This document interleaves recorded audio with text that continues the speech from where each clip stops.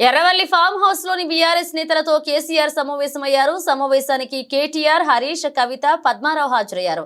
నిరంజన్ రెడ్డి, తలసాని శ్రీనివాస్ యాదవ్, జగదీశ్వర్ రెడ్డి, పువ్వాడ అజయ్ కుమార్ తో కూడా కేసీఆర్ భేటయ్యారు. తాజా రాజకీయ పరిణామాలు, ఎమ్మెల్సీ అభ్యర్థి ఎంపికపై చర్చించినట్లుగా తెలుస్తోంది. అసెంబ్లీ సమావేశాల్లో అనుసరించాల్సిన వ్యూహంపై ఎమ్మెల్యేలకు కేసీఆర్ దిశానిర్దేశం చేసినట్లుగా సమాచారం. ఏప్రిల్ 27న బీఆర్ఎస్ ఆవిర్భావ దినోత్సవం సందర్భంగా భారీ బహిరంగ సభకు కేసీఆర్ ప్లాన్ చేశారు. ఏప్రిల్ 10న హైదరాబాద్ లో బీఆర్ఎస్ ప్రతినిధుల సమావేశం ఉంటుంది. సిల్వర్ జూబ్లీ పేరుతో హైదరాబాద్ లేదా వరంగల్లో బహిరంగ సభకు ప్రణాళికలు వేస్తున్నట్లుగా సమాచారం. ఇక చాలా రోజుల తర్వాత గులాబీ బాస్ కేసీఆర్ అసెంబ్లీ బడ్జెట్ సమావేశాలకు హాజరవుతున్నారు. గత బడ్జెట్ సమావేశాల్లో బడ్జెట్ ప్రవేశపెట్టిన రోజు మాత్రమే కేసీఆర్ అసెంబ్లీకి వచ్చారు.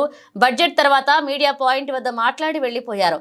ఒక రోజు అసెంబ్లీకి వచ్చి మొహం చాటేశారని అధికార పార్టీ ఆరోపించింది.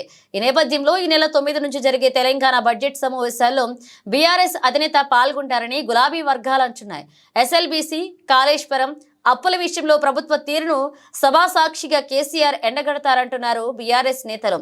దమ్ముంటే అసెంబ్లీకి వచ్చి మాట్లాడండి కేసీఆర్ అంటూ కాంగ్రెస్ నేతలు సవాల్ చేయడం, మరోవైపు బీఆర్ఎస్ అధినేత సభకు రావడం లేదు అని హైకోర్టులో పిటిషన్ దాఖలు కావడం, అనర్హత హెచ్చరికలు కూడా కేసీఆర్ అసెంబ్లీకి వెళ్లేందుకు కారణాలుగా చెబుతున్నారు.